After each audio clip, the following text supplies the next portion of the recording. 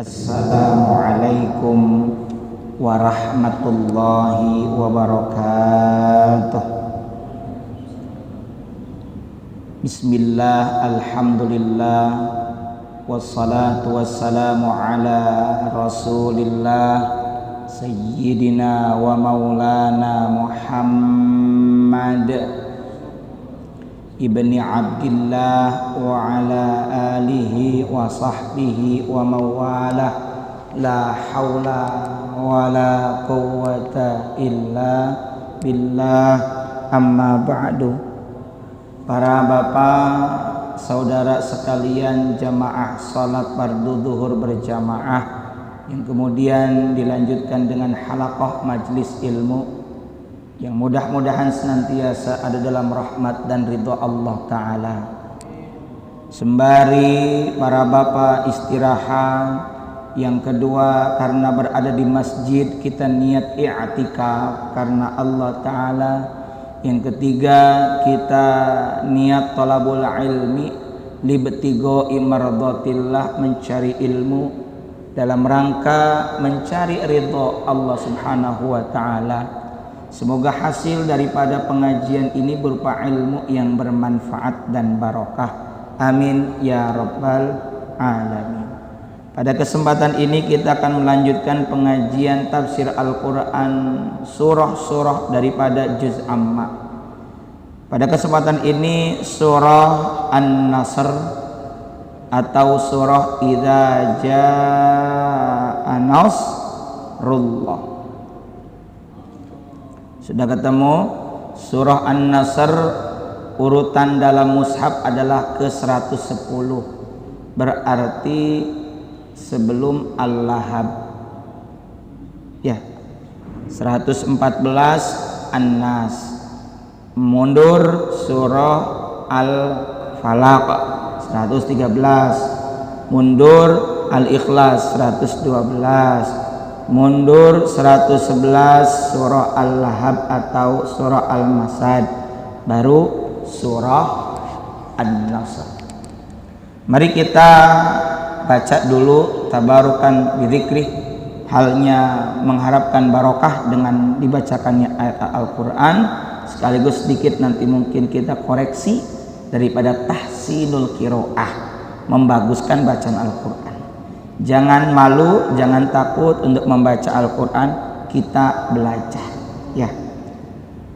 A'udzu billahi minasyaitonir rajim.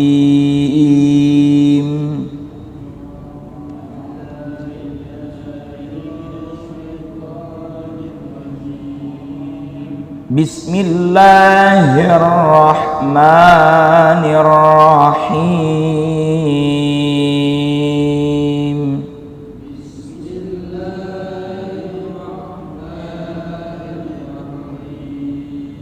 Mohon diperhatikan tulisannya, bedakan antara h dengan h ya, apa-apa. Idza jaa nasrullahi wal fath.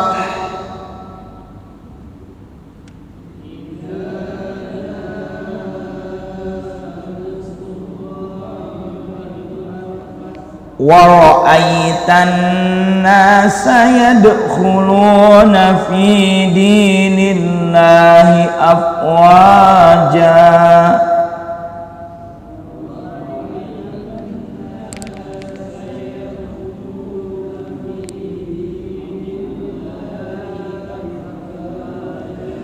Fasabbih bihamdi rabbika wastaghfir.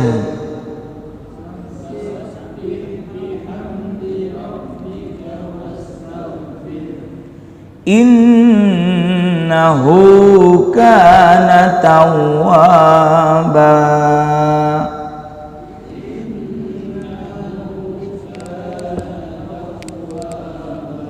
Shadaqallahul azim.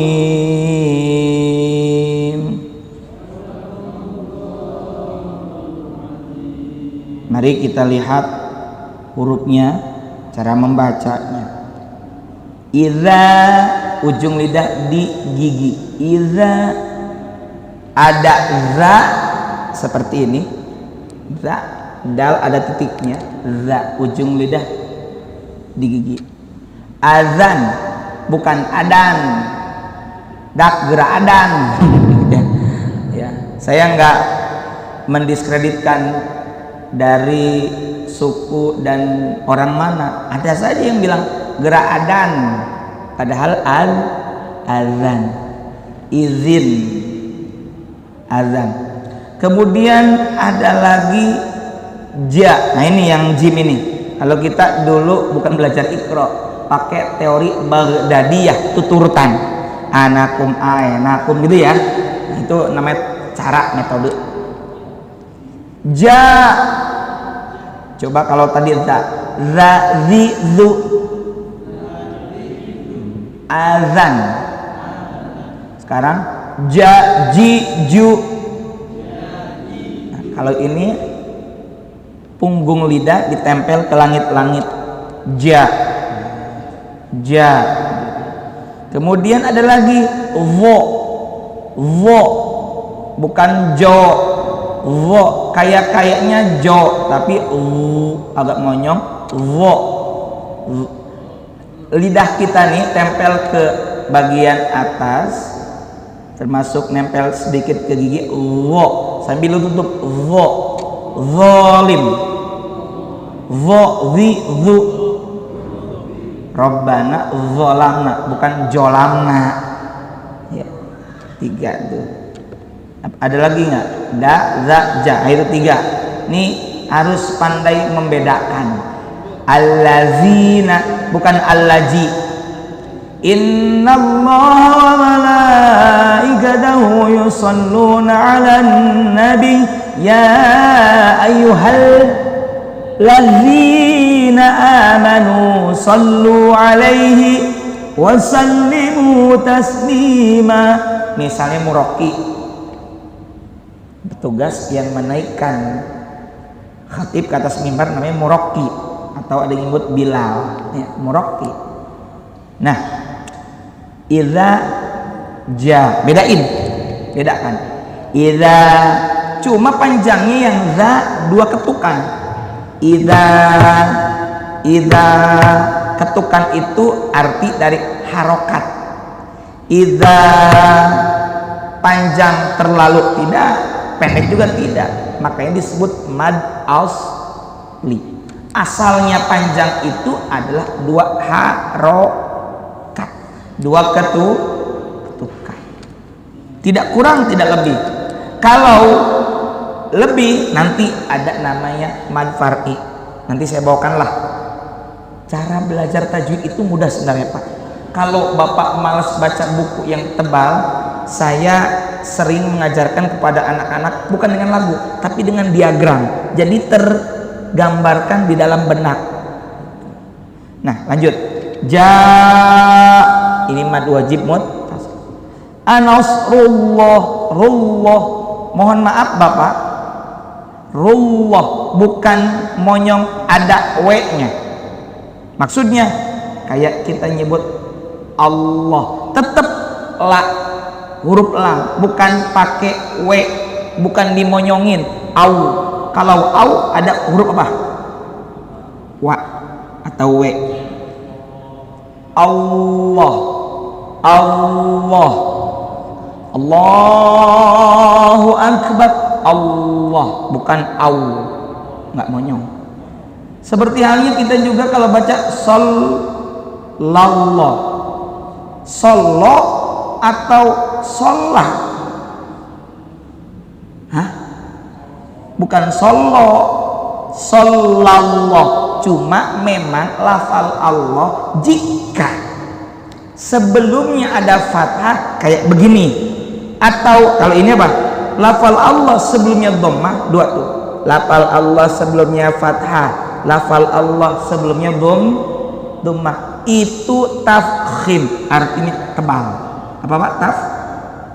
Tafkhim artinya tebal. Nasrullah, bukan ru tapi rullah. Ya kayak begini nih, saya ini gatel kalau bacaannya nggak tepat.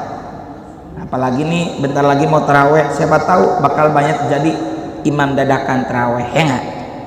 Nah, belajar nasrullahi wal fath. Nah ini nih kata terakhir di ayat pertama surah An-Nasr ini ada yang keliru, yang mengucapkannya itu ada yang fathah. Pertanyaannya, ada nggak huruf C di Al-Quran? Tidak. Jadi bukan fathah tapi huruf tak cablak tapi hames. Apa arti hames? Berdesis, ada keluar angin. Ditambah lagi setelah tak ada huruf apa ini? Ha, makin berdesis saja. Mungkin husnudzon saya seakan-akan kedengarannya C fathah. Betul nggak? Karena kalau kita kan dulu baca Quran dan menghafal Al-Quran atau juz amma rata-rata ngedenger doang. Betul apa betul? Nenek-nenek aja kalau pengajian ibu-ibu ada hafal mah hafal, tapi kalau kata orang Bogor hafal cangkem ya. Nggak tahu tulisan yang mana. Ya alima sirri minna la tahbiki sitra'ana. Itu sering disisipi ketika baca rawi ya kan? Karena asal dengar ya halima siri ringan rantak rintik sirohana. Nah karena salah dengar. Jangankan itu Pak, nanti kan nih surah Al-Kafirun takut nanti terserang oleh lebaran. Ayat terakhir surah Al-Kafirun itu apa bunyinya? Lakum dinukum, cek tulisannya wal yadin atau wali yadin, mana? Umumnya kalau kita dengar wal yadin, betul tidak? Nah ini kita benerin, jangan takut salah karena belajar. Tuh berarti hasil ngaji ini ada. Selama ini saya baca lakum dinukum wal yadin, padahal wali yadin, tapi li-nya pendek. Karena mulanya begini Pak. Lakum bagimu dinukum agamamu hai orang-orang yang kafir, wali dan bagiku dini agamaku. Kasarnya sia-sia aing-aing itulah kira-kira. Jadi lakum dinukum waliyadin, nggak ada lagi waliyadin, awas. Kalau ngaji ada hasilnya gitu. Kemudian saya ingin langsung ke fasabbih bihamdi rabbika wastaghfir. Haknya kudu ke bawah. Ini kadangkala ada yang baca fasabbih bihamdi rabbika wastaghfir, menghilangkan satu huruf. Huruf apa? Ha, betul nggak? Sama kayak surah Al-Qadar. Salamun hiya hatta mautla'il fajr. Roknya mesti ke bawah. Nggak boleh kita menghilangkan satu huruf pun atau menambah satu huruf. Seperti di Al-Fatihah, apalagi surah Al-Fatihah ini wajib kita baca dalam sholat. Mau jadi imam atau jadi makmum, begitu kalau dalam mazhab Syafi'i. Ada yang menambah walau bolin, mestinya begitu. Tapi ada yang menambah huruf ba, walab dolin ya. Pak, ke anak-anak juga, meskipun anak-anak justru mulai dari usia dini anak-anak kita dilurusin cara membacanya. Supaya kalau dari kecil sudah benar, insya Allah udah gede juga benar. Nggak apa-apalah kita yang lalu biar berlalu, kita menatap ke masa depan, kita benerin ngaji. Nggak usah gengsi Mbak ngaji, nggak usah takut. Saya nggak nyalah-nyalahin kok, saya ngoreksi biar benar. Kalau begitu ada hal yang baru kan, yang terbenarkan, terkoreksi kan, karena itulah hasil ngaji. Oh jadi begitu, iya. Bahkan Pak, Al-Fatihah nih, coba cek surah Al-Fatihah di ayat ke-7, siratal ladzina an'amta alaihim. Coba Pak, di ayat 7 an'amta alaihim, di situ ada tanda apa? Rambu-rambu apa? Huruf apa yang kecil itu? Huruf apa? Lam alif. Pernah belajar tentang tanda-tanda wakaf? Ada yang jim jaiz boleh, ada sola al-waslu aula melanjutkan lebih utama, ada qaf la qola artinya al-waqfu aula berhenti lebih utama, ada lagi lam alif la artinya apa? Tidak boleh. Tapi umumnya kita bagaimana? Siratal ladzina an'amta alaihim ghairil maghdubi alaihim waladdallin.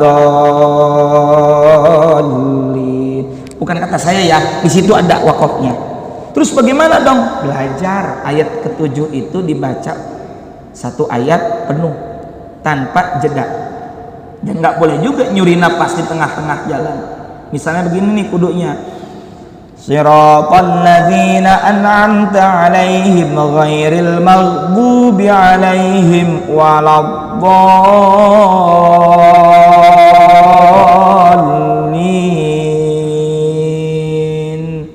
Amin. Bagaimana Pak kalau nggak kuat? Siratal ladzina an'amta alaihim ghairil maghdubi alaihim waladdallin. Amin. Begitu juga kalau kita nemu ayat ada lam alif nggak kuat, berhentinya kan di setelahnya, betul nggak? Lalu diulangi lagi. Jadi begitu. Nah, dapat ilmu kan, bukan kata Gustaki, bukan di situnya.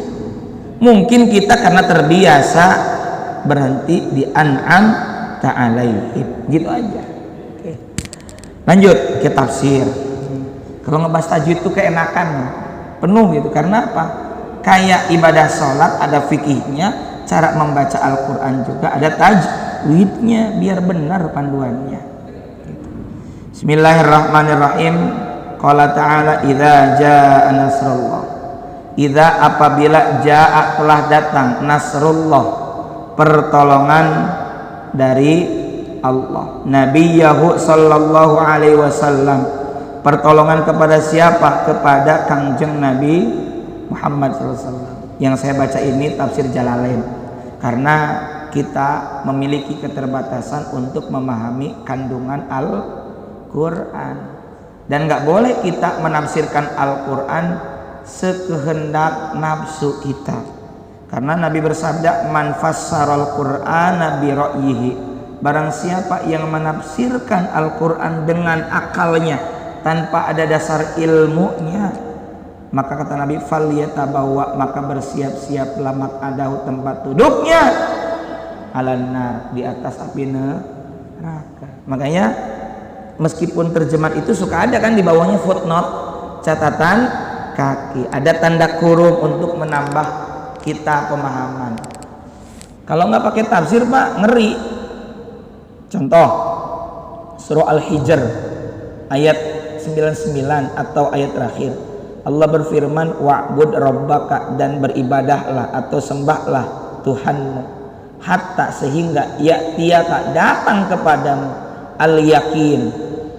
Kalau kita artikan letterlek apa adanya, sehingga datang kepadamu keyakinan, oh berarti kalau udah yakin udah gak usah ibadah lagi. Itu kalau asal-asalan menurut pemahaman kita. Padahal tafsirnya dalam tafsir Jalalain, hatta ya'tiyakal yakin, yakni kematian, sampai datang ajal kematian. Oh begitu. Iya. Coba kalau kita artikan seenak perut kita, seenak nafsu kita, nggak akan benar. Makanya di sini penting ngaji. apabila telah datang pertolongan dari Allah kepada Nabi Muhammad sallallahu alaihi wasallam ala a'daihi, dalam mengalahkan kepada musuh-musuhnya, wal fathu, dan al-fath. Al-fath itu secara bahasa patah buka, maksudnya kemenangan. Karena yang dimaksud dengan al-fathu di sini adalah fathu Makkah, dengan terbukanya kembali, dikuasainya kembali kota Makkah. Dulu baginda Rasulullah Muhammad sallallahu alaihi wasallam hijrah dari kota apa namanya, Makkah Al-Mukarramah ke kota Yathrib, dulu namanya Yathrib. Lalu kemudian Nabi mengubah, bukan merubah, mengubah namanya menjadi Madinah Al-Munawwarah, kota yang cemerlang, bercahaya. Karena memang sukses sampai sekarang ramai, alhamdulillah ya. Makin kesini lebih mudah untuk bisa ke sana karena sudah dibuka akses, bahkan sudah tidak ada jarak lagi. Dan mudah-mudahan seterusnya pandemi ini berakhir ya, pandemi jadi endemi, kemudian kembali normal. Tapi kita jangan lengah ya, terus jaga kesehatan, olahraga yang cukup, istirahat yang cukup, asupan yang cukup ya, duit juga cukup katanya begitu ya. Nggak apa-apalah, yang penting sehat walafiat. Maklum tanggal segini ngelihat dompet udah kayak peci gitu kan, itu dompet apa jeruk, kenapa kok nipis gitu ya. Nah kemudian Nabi hijrah tahun pertama, tahun kedua, tahun ketiga, tahun keempat, kelima, keenam. Dulu itu ibadah haji disyariatkan menurut satu riwayat tahun 6 Hijriah. Tapi ketika akan melaksanakan haji juga umroh diembargo, dihalang-halangi, pulang lagi, ada perjanjian. Perjanjiannya dilanggar oleh orang-orang musyrikin Makkah. Kemudian tahun 8 Hijriah, persisnya tanggal 20 Ramadan, umat Islam tentunya bersama baginda Rasulullah Muhammad sallallahu alaihi wasallam bersama ratusan ribu umat Islam kembali menguasai kota Makkah, kota Makkah terbuka, dan menang umat Islam tanpa ada satupun pertumpahan darah dan tanpa ada satupun yang meninggal dunia, nggak ada, semuanya dengan penuh damai, dan banyak yang masuk Islam, ya, semua yang masuk Islam. Makanya itu semua karena pertolongan dari Allah Subhanahu wa ta'ala. Makanya kenapa ada kata-kata Nasrullah, supaya apa? Supaya ingat bahwa pertolongan, kemenangan kita juga diberikan kekuatan oleh Allah Subhanahu wa ta'ala. Dalam surah Al-Anfal ayat 10 Allah berfirman, bismillahirrahmanirrahim, wa man nasru illa min indillah innallaha azizun hakim. Sadaqallahul azim wal makna Allahu a'lam bimuradi. Wa man nasr, dan tidak ada kemenangan itu illa melainkan min indillah, dari sisi Allah. Kita bisa melakukan ibadah, kita bisa melakukan aneka macam ketaatan, kita bisa bergerak nyari nafkah, termasuk bisa berolahraga, itu karena ada pertolongan dari Allah, bisa menggerak-gerakkan. Innallaha azizun hakim, semuanya Allah maha perkasa lagi maha bijaksana. Nah, ini surah An-Nasr memang diturunkannya termasuk akhir, dan urutannya pun adalah ke-114. Ada yang menyebutkan al-yauma akmaltu lakum dinakum dan sebagainya.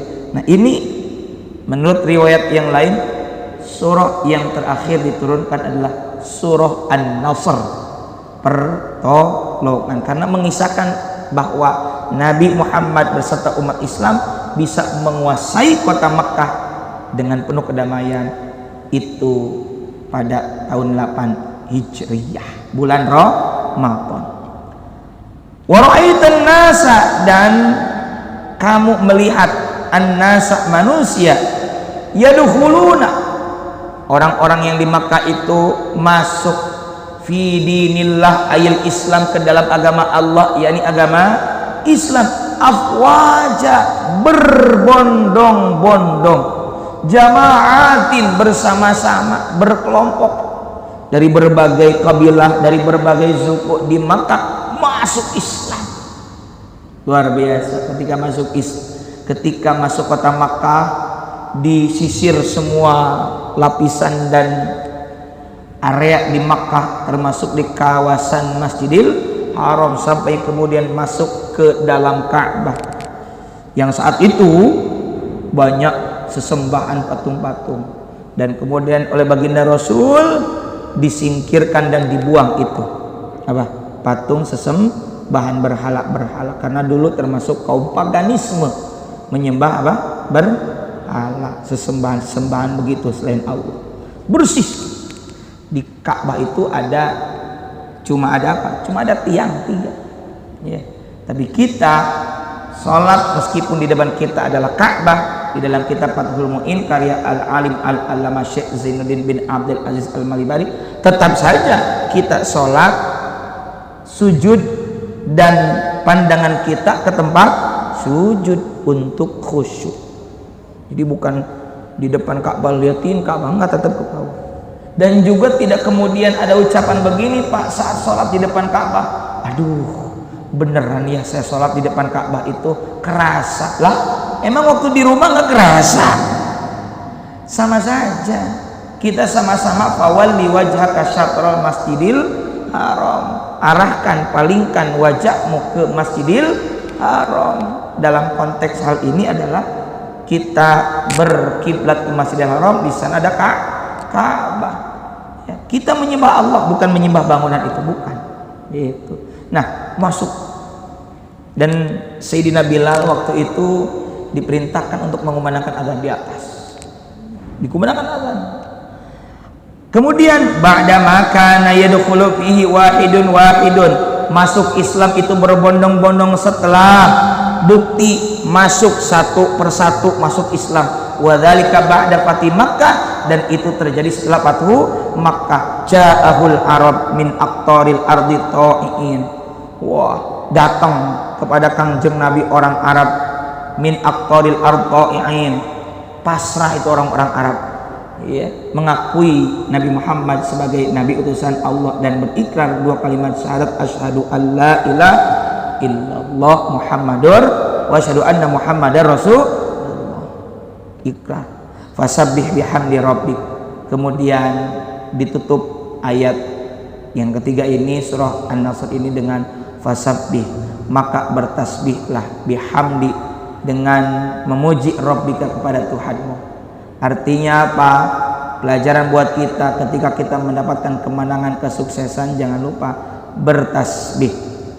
Kenapa bertasbih? Subhanallah itu, subhana ada kata as-sibahah, artinya berenang. Yang namanya berenang menjauh dari satu titik ke titik yang lain, menjauh dari satu tepian ke tepian yang lain. Maksudnya apa? Subhana itu jauh, ta'ala tinggi, Allah jauh dan tinggi dari apa saja yang disifati oleh orang-orang musyrik. Maka kita pun mensucikan nama Allah dari hal-hal yang tidak layak. Kenapa? Menganggap kita ini hebat, tidak ada apa-apanya.